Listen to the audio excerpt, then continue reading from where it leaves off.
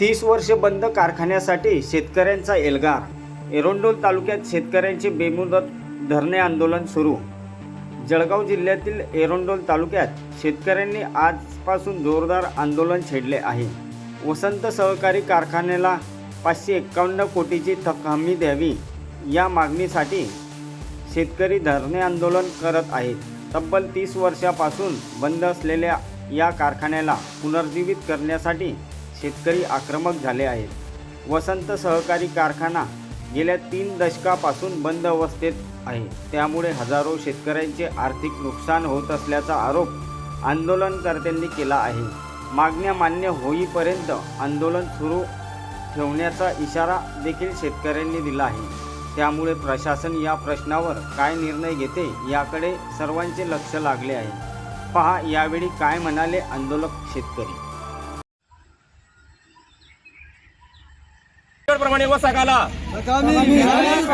राजगड प्रमाणे वसाकाला वसाका। नमस्कार, आम्ही युगपुरुष वसाका नवनिर्माण समिती कासोदा वनकोटे येथील वसंत सहकारी साखर कारखाना दत्त मंदिरात गेल्या 5 दिवसापासून बेमुदत धरणे आंदोलन करीत आहोत। आम्ही महाराष्ट्र शासनाकडे व केंद्र शासनाकडे राजगड सहकारी साखर कारखाना यांना जे काही शासनाने 500 कोटींची थकामी दिलेली आहे, त्याप्रमाणे आम्ही 30 वर्षापासून बंद वसंत सहकारी साखर कारखान्यासाठी थकामीची मागणी करत आहोत। आणि आमच्या कारखान्यामध्ये जो काही 30 वर्षांचा जो काही समजा एक काळा इतिहास एक प्रकारे शेतकऱ्यांचा कामगारांचा एक झालेला आहे, त्याला कुठेतरी संजीवनी शासनाने द्यावी यासाठी आम्ही तिथे बेमुदत धरणे आंदोलन सुरू केलेलं आहे। तर शासनाकडे आमची एक विनंती आहे की महाराष्ट्रातील एक दोन नव्हे तर तब्बल 47 साखर कारखान्यांना शासनाने गेल्या 2 वर्षामध्ये 7,005 कोटींची थकामी दिलेली आहे। या थकामीतून वेगवेगळ्या कारखान्यांना वेगवेगळ्या प्रकारची संजीवनी मिळालेली आहे। यापैकी सगळ्यात महत्त्वाचं राजगड सहकारी साखर कारखान्याचा उल्लेख होतो। यामध्ये राजगड सहकारी साखर कारखान्याला लोकसभेच्या आधी एक 80 कोटीची थकामी दिली गेली होती। नंतर काहीतरी कारणामुळे त्यांची थकामी रद्द केली गेली आणि कालांतराने याच्यावर त्यांनी पुढे प्रयत्न करून त्यांनी मग समजा सत्ताधारी भाजपमध्ये प्रवेश केला आणि त्यांना तीच रद्द केलेली थकामी त्यांना 468 कोटी रुपयाने शासनाने दिली। तर आमची भूमिका अशी आहे की आमचा हा जो जळगाव जिल्ह्यातील वसंत सहकारी साखर कारखाना वनकोटे कासोदा येथील आहे, या कारखान्यात या कार्यक्षेत्रातील ज्या खासदारताई स्मिताताई या आमच्या 9व्या भाजपच्या खासदार आहेत कंटिन्यूमध्ये। आणि त्या पलीकडे आमच्याकडे आमदार जर म्हटले तर शेकड्यावर आमदार जळगाव जिल्ह्याने या महायुती शासनाला दिलेले आहेत। तर राजकीयदृष्ट्या आमचा जळगाव जिल्हा कधी सरकारला मदत करण्यासाठी कमी पडलेला नाही आहे। तर फक्त शासनाने एक वेळ आमच्या या वसंत सहकारी साखर कारखान्याकडे की ज्याचं कार्यक्षेत्र 7 तालुक्यांचं आहे आणि त्यामध्ये 14,500 सभासद याची आमचे आहेत, तर या कारखान्याला एकदा थकामी देऊन शासनाने एक नवनिर्माण याचे करावं आणि आमचा हा जो जळगाव जिल्ह्याचा जो विकास थांबलाय, विकासरथ थांबलाय गेल्या 30 वर्षापासूनचा, त्याला मार्गक्रमण करावे यासाठी आम्ही इथे एक बेमुदत धरणे आंदोलन सुरू केलं आहे। आता शासनाकडे आम्ही मोठ्या अपेक्षेने पाहतोय की येणाऱ्या गुढीपाडव्याला, हिंदू नववर्षाला आम्हाला शासन काहीतरी आश्वासन देऊन आमचा हा प्रश्न मार्गी लावेल। तोपर्यंत आम्हाला शासनाकडून मोठ्या अपेक्षा आहेत। यासाठी आम्ही पूर्ण जळगाव जिल्ह्यातील कॅबिनेट मंत्री असतील, गिरीशभाऊ महाजन असतील, गुलाबराव पाटील असतील, संजयजी सावकारे असतील, यांची आम्ही जिल्हा नियोजन समिती इथे भेट घेतलेली आहे। जळगाव जिल्ह्यातील खासदार स्मिताताई असतील यांची त्यांच्या कार्यालयातून भेट घेतली।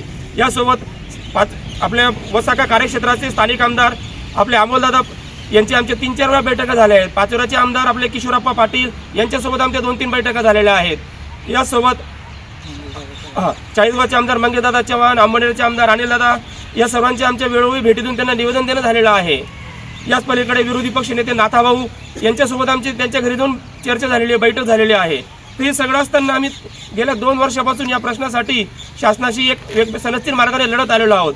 परंतु आता कुठे आम्हाला असं वाटायला लागलं की आम्ही निवेदन देतोय, सगळ्यांना भेटी घेतोय, सगळेजण आम्हाला होकार देत आहेत, आश्वासन सगळे देत आहेत, पण प्रश्न काही मार्गी लागत नाहीये। आणि म्हणून आम्ही याचा कुठेतरी एक हा विषय संपवावा यासाठी गेल्या गुरुवारपासून म्हणजे 12 तारखेपासून 12 मार्चपासून आम्ही बेमुदत धरणे आंदोलनाला सुरुवात केलेली आहे।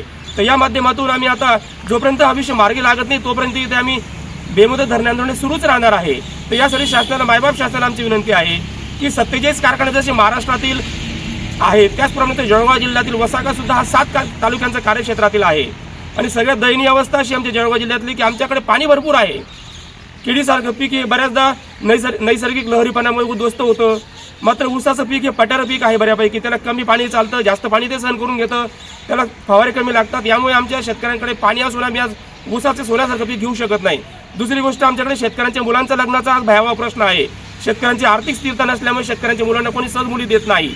तर या सगळ्या गोष्टींचं कुठेतरी उणीव भरावी यासाठी आमच्या सर्व पंचक्रोशीसाठी जळगाव जिल्ह्यासाठी हा कारखाना सुरू होणं फार गरजेचं आहे.